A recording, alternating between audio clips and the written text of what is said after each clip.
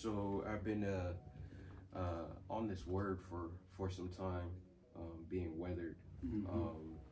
So I've come to I was looking up some things and trying to apply it to life and the things that we go through. So what I put down was basically, in order for a storm of any kind to form, emerge, or bring forth its purpose or what is created, it needs certain elements to be combined and matured over time. Okay, like for example, a simple thunderstorm. There's three basic ingredients: moisture, rising unstable air, and a lifting mechanism to provide a nudge to the air. Okay. So basically it's some sort of mechanism where it pushes the air up, and then comes down. Once it gets to a certain height, right. It freezes, and then that's where it forms the clouds, and then it turns into water. So a storm, something simple like that. Where it's also, I looked under tornadoes. Okay. So they're just another form of a thunderstorm. It has kind of the same ingredients, but there's additional ones, obviously, that forms like those clouds into, that spinning, spinning tornado motion. So those are different. There's obviously multiple types of weather, and in a case like this, what I was kind of comparing to our lives with the weather. After it's done, it alters surfaces, the coloring of something, or like the texture of it. It changes it. Yeah, it does. So yeah, as we are weathered in our lives,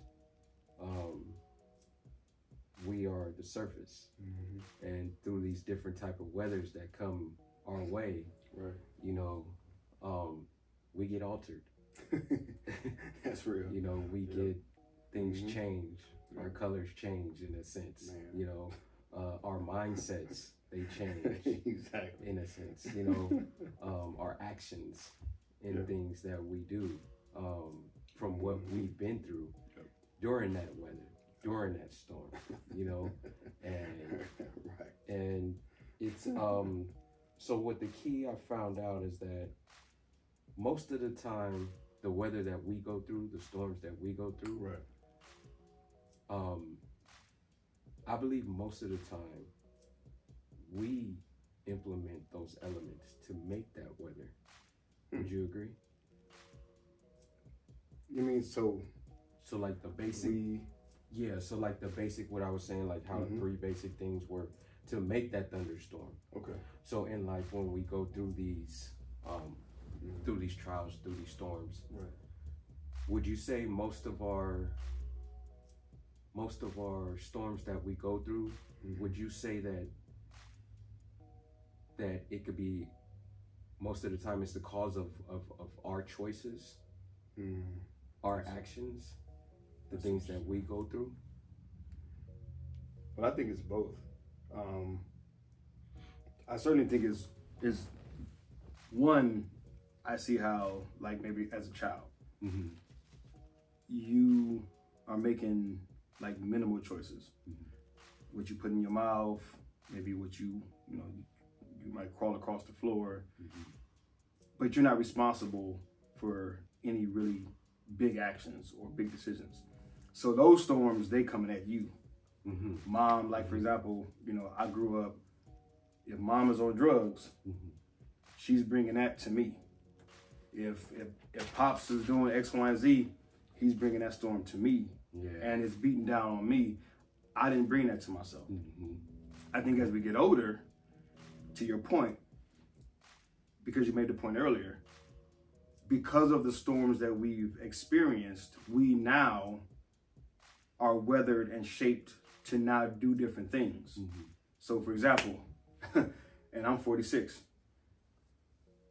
moms grew up from maybe age, well, she got with my pops at 16, 17. Okay.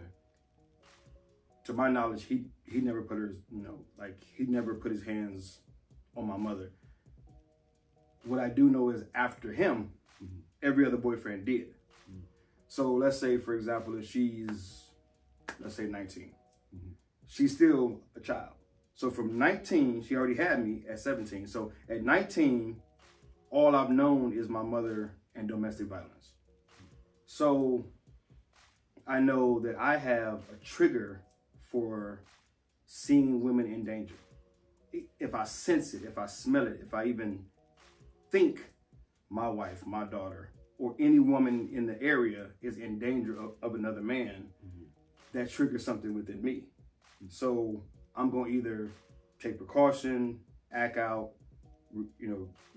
react to it. Yeah. I'm going to do something, but to your point, my behavior, even at 46, even with Jesus and the Holy Spirit and grace and the mercy and all this other stuff, and everything that I've read and learned and however I've evolved, there's still something core to who I am now because of those years of seeing mom get beat like that, where I'm going to defend a woman that I even sense might be in danger.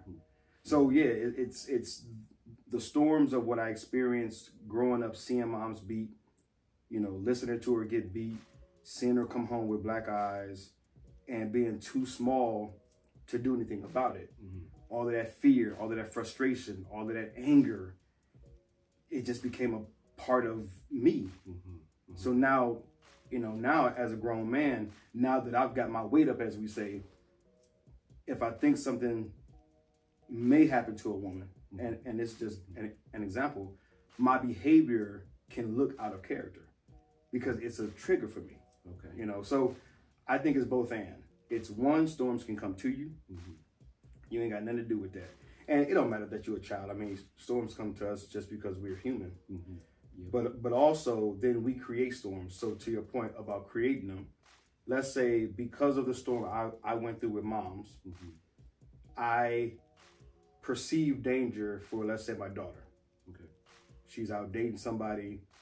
They get into an argument. I perceive danger. I react out of my fear because of what I've been through. Now that escalates, and I don't know how to like play it out, but let's say that it escalates, and I do something I'm supposed to do, somebody else do something they're supposed to do, and somebody gets hurt, and now I'm in jail. Now I'm brought up on charges. Storm. Because of the storm that I didn't have anything to do with at first. As a shorty, I had nothing to do with a man putting his hands on my mother, but it stirred up in me and built in me this tenacity and this hatred for domestic violence. Okay. So, I mean, I've seen it play out in my family where I've not done anything but like just being overprotective. And being sheltering and being, who you out with, who you watch your back, all of that fear that hasn't been dealt with, comes rising back up, and it shapes how you behave today. So you can create storms like in your marriage, and I'll kind of like wrap it up here, but like in my marriage, if I'm being overprotective because of what I saw, what I have dealt with is storms with my wife where she's like, you doing too much. And I'm like, no, I'm doing what's appropriate. My perception is I'm protecting you from what I've experienced. Her perception is I've never had to go through that. So you're doing too much. Now, here's the crazy part. I think I'm being macho and Superman. I'm protecting. She's getting the exact opposite vibe. She's like, you're doing too much. Back up. I don't need all of that. So it can create storms because storm A, you ain't had nothing to do with. Storm B, you're creating because of what you've been through. So without awareness, the cycle, it can get crazy. Yeah, and that's what that's the reason why I brung it up. Yeah. And you already ahead of the game. See? Oh, okay. So yeah. And that's good though, because it brings into, you know, what I was ultimately trying to explain, you know, with us being anxious in life. Yeah. Us being doubtful in life. Yep. You know, when we put all these elements together, you know, we get into the mindset, and then from there we take action. You know. Yep. So just like all these young men, you know, these young men growing up, you know, in the hood and the projects and stuff like that, they're around these things. You know, see, I was blessed enough not to grow up in the hood during my teenage years. Okay. But, you know, during my teenage years, I hung around them. You went to it. Right. Yeah. So I brung that storm to me. Yeah. You know, so when and you know, during that time, me being at that age, I knew better. Yeah. I knew better, but it was what I wanted. And wanted to see and wanted to show myself that I was capable of being in that clique, or being around those people, or you know, the pride and, you know, the drugs and the way they talk and how they're, you know, with women and stuff like that. Like, that was being pretty much glorified. Yeah. You know, definitely. even in rap. Definitely. You know, you're listening to these things. Yep. You're seeing these things. Yep. You know, and for you, you know, how you were saying about how other men that were involved with your mom, you know, they put, you saw them put hands on her, you know, and for you could have went the way and said, I seen that, right? So I'm going to do what I saw. I see what you see, yeah. And how you changed it to where you got offended by it. Yeah. You were hurt by it. Yeah. So now you took a different route towards it. You know, so with those people that create their storm, for instance, like how I did, pretty much put myself involved, where, you know, I was selling drugs and I got arrested. Yeah. You know, I brung this weather to me. Yeah. How do you think, or what steps or what things do you think will be the best way to like get yourself out of that? Get yourself out of that weather, where you can change your weather, you know? Right. Where you can change the way you think. You could change your actions and stuff like that. Because really, honestly, I barely started that mindset maybe a year or two ago. Wow. It's barely been in the process of me wanting to change. Wanting to change that. You know? A lot of progress. Yeah. Like quick. Yeah. It's a lot of progress. Yeah. I still have a tough time. You know? I still have a tough time like with that. Yeah, because I was so involved in it, and how I kept my mindset, I was always thinking that way. So like for those young men that like have the opportunity, you know, that have the opportunity to change their weather, what would you suggest? What would you, how do you, because I know you've been through storms, where, you know, you've changed your weather. A whole bunch of them. And I mean, that's a huge. I never met you when you were at that age and at that time. Right. You know, when we met, you were, you know, in the process. Yeah. You know, you were in the process. So just like how you kind of explained on Sunday, 2 weeks ago. Okay, yeah. You know, maybe the things that you do don't work for me. Right. Thank you. Exactly. Yes. So exactly. like how can you decipher what are the things, what are the steps that you took to get over that hump? Yeah. I think the key or the universal principle, because I think you make a great point, and I've started to consciously really stay stay clear of like these blanket statements or these how-tos, like these absolutes. I'm over the absolutes, man. No more absolutes. No more preaching at people.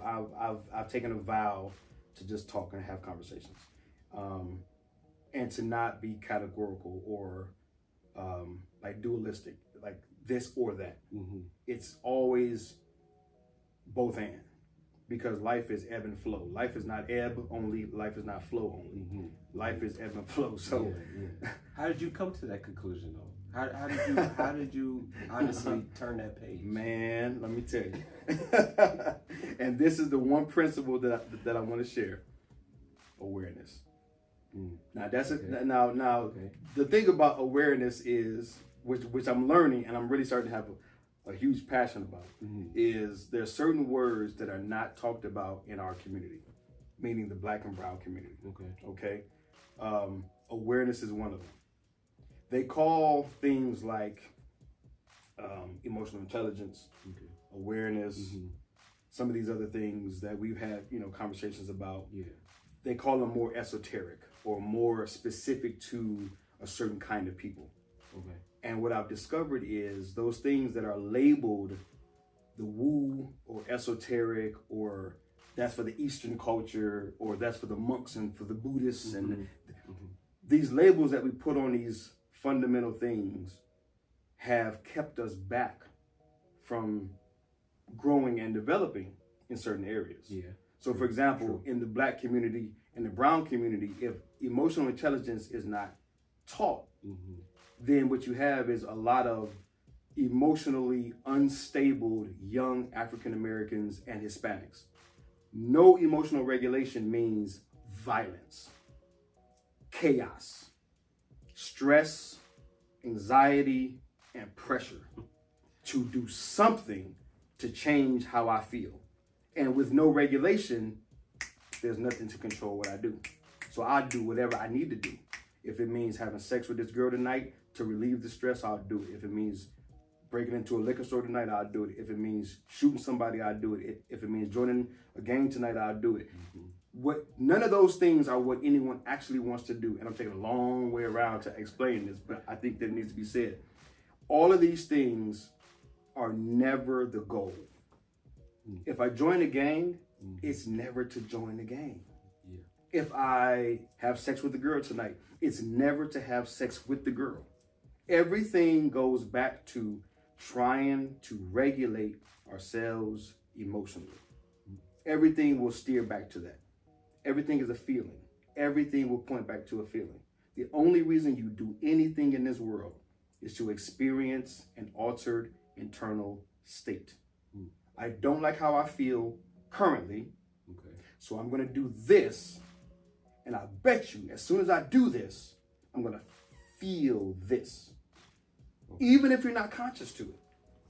And that's where the word awareness comes back to it. Everything is awareness.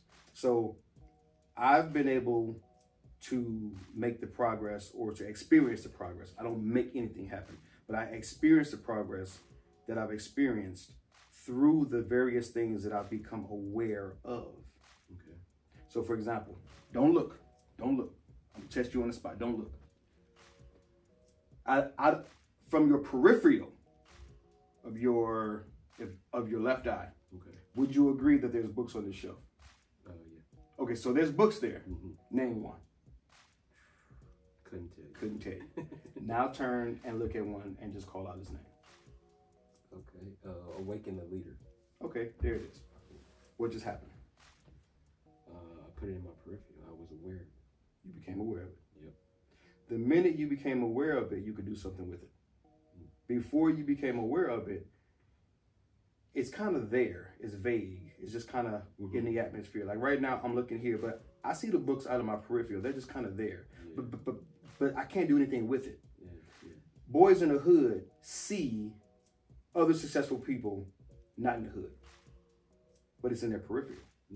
Like they know everybody ain't banging. They know everybody ain't doing what they doing. There's other people in the world that are highly successful that ain't doing what you're doing. But you're not aware of the things that led them to doing what they're doing versus what led you to do what you're doing. If you are banging, let's just say, for example, it's because you become aware of certain things that lead to your best logical option. Like and this is why I have a heart for young men, because they're doing the best with the information that they have. Even if they're banging, they're not evil. They're doing the best that they can do with the information that they have. Now, if I set that same banger down and I cut off game banging for 90 days and I inundate him with emotional intelligence and prayer and Jesus and Holy Scripture and love and attention and appreciation, and I release him after 90 days, he's either never going to go back or he will never be comfortable banging again because of what he's become aware of. That's all it is. So everything that you've seen in my life is because of what I've been made aware of through the people that I've connected to over the years. And that's why every Father's Day, I try my best. I've been doing a so-so job of it, but I do want to elevate how I do it. But every Father's Day, I try to like make a Facebook post or something where I just try to remember as many of the mentors, all of them men, over the years since getting saved in 2001, from 01 to now. I try to call out every person's name, and I try to tag them if they have a Facebook profile or something like that. I try to tag them, but every man that's come into my life since 01 became a mentor to me in some area of my life. And they exposed me to something that I had previously not been aware of. And through that awareness, or coming into that information, I can't tell you why. I can't give you that. I could just say, God, by God's grace, I was predisposed to applying what I learned. I can't tell you why I was wired to apply what I learned, because other people get exposed to stuff and they don't do anything with it. I cannot tell you that. For me, that's a mystery, man. I don't know why. If this guy showed me how to pray, I just started praying. If this mentor, I'll never forget, Dwayne Cantrell, I felt the calling of God to become a pastor. I didn't want to become a pastor because I didn't want the traditional look and feel and activity of a pastor. I've never been attracted to that. So I said, man, I ain't about to become no pastor. Now, I heard God in my heart. I felt God, rather. But I said, man, I ain't about to be no, I ain't doing it. At that time, Dwayne was a mentor to me. And I'll never forget, over at Maranatha High School, I'm up in his office, and he said, Travell, a pastor is a shepherd. He says, you care for the sheep. How you care for the sheep, that's not up to anybody to tell you. You shepherd sheep how you shepherd sheep. Ain't no two shepherds the same. And when he said that, the light bulb came on. Like, oh, I've been thinking that the title pastor equates to doing what I see other pastors doing. And because in my heart, I refused to do what they were doing, because I knew if I was doing it, I would just be phony. I would just be trying to like play a role. And so he said, no, dude, you're going to shepherd how you shepherd. And through the awareness that pastoring, AKA shepherding, didn't have to look a certain way, I was able to give in to the will of God for my life. So it's I know that was a super long explanation, man. But I want anybody that comes across this conversation to get the full scope of the importance of awareness. Yeah. It's what you come into. Now, here's what's dope about it, and then I'll go ahead and zip it. Awareness can be intentional. What do you mean by that? What I mean is, when I was a babe in Christ, when I got saved, Pastor Kerwin took me under his wing and began to mentor me. He didn't force it, but he took me under his wing. So he was the initiator. Okay. He started it. Hey man, let's go to breakfast. Yeah. Let's open up the Bible. Yeah. Then the next brother, Vince Wiggins, V-Dub, call him V-Dub, from Toledo. He every Saturday opened up his house. I remember going over to his house, sitting on the floor, opening up that Bible on that glass coffee table, and just praying and crying and going through the scriptures. But he initiated it. What I mean by awareness can be intentional is, if someone's watching this video right now, maybe you don't have a man in your life that says, hey, come on. But through through you being intentional about it, like if you find value in what we're talking about, you can say, okay, I want to be aware of something that causes me to think differently about myself and about life and about God, because I want to improve my life. So you can be intentional about reaching out to me, reaching out to you, reaching out to, Pastor D in the church, reaching out. Yeah. And that's you being intentional by saying, let me click a link in this video and connect with these brothers and figure out my next steps. So that's you taking action. So awareness can be intentional, because, anyone who reaches out, then we can start to share some information, books, resources, classes, whatever, that can, help them, start to, take their first steps. Yeah, definitely. So, and and that's good, because it's like, you go back to the situation of, at the end of the day, we have our own choices we got to make. And, I got a couple of people that I've spoken to recently, and they kind of indicated the thing of following God is like, kind of like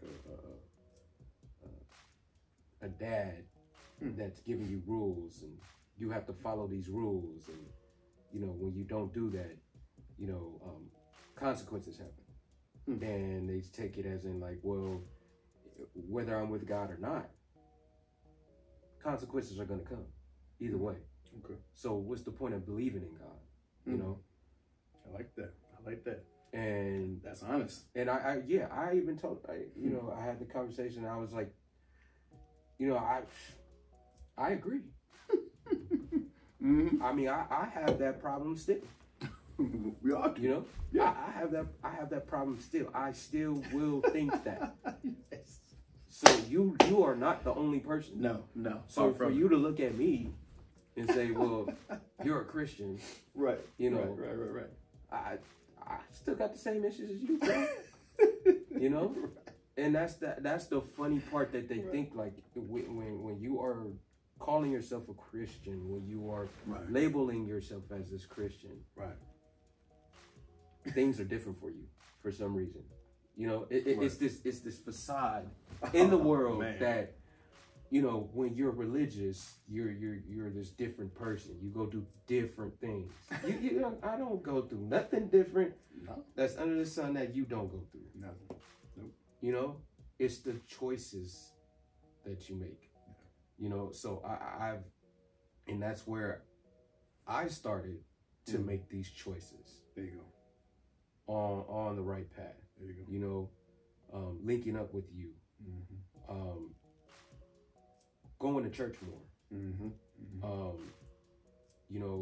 Seeking God. Yeah. Having Bible plans.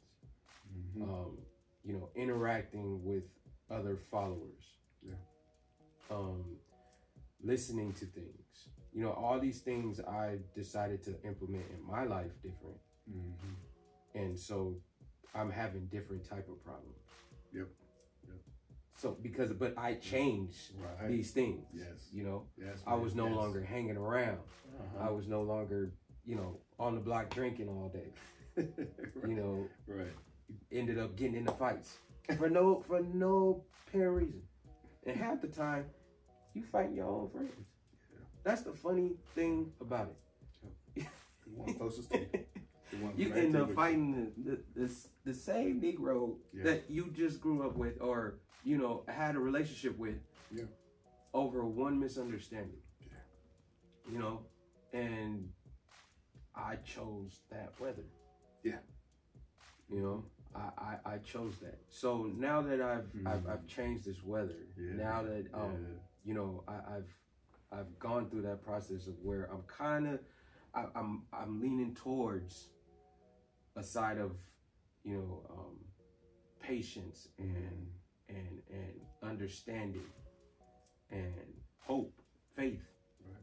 You know, so I'm leaning towards it, and I see the difference in my life because a lot of the little things, they've changed. So I've seen the difference. But I do have this question. Since I've been doing that, right, when these problems come, or when situations come, and things happen and it's out of my control, you know, something I couldn't avoid as far as to the things that did happen, the problems that came about, it hurts a little more. It hurts a little more because it's like, just like everybody said, you have God on your side. Right. So why are you still having these problems? Right. You see? Oh, people have literally asked you that? Yeah. Okay. Oh, that's a whole show right there. That's a whole topic right there. Man, I wish I was having these conversations. Yeah, man, lucky you, man. Dude, I'm like, dude. So can I get a little bit of action? Man, them conversations I want to have. Yeah. Okay. You know, and it's like, I agree. You know, you like, I agree with that. I'm with you. Yeah, man.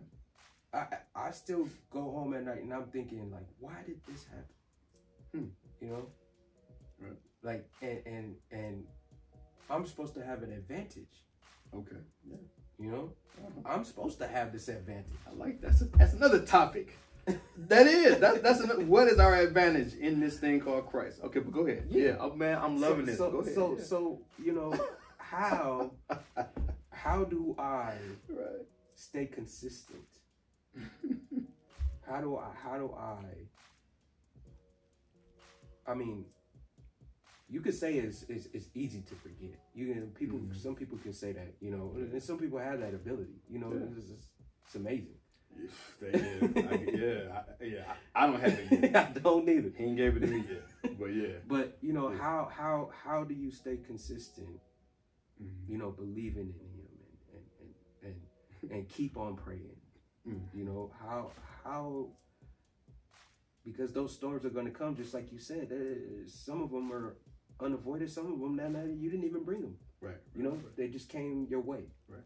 Yeah. So how are you maintaining? How are you staying consistent in that? Man, that's a great question.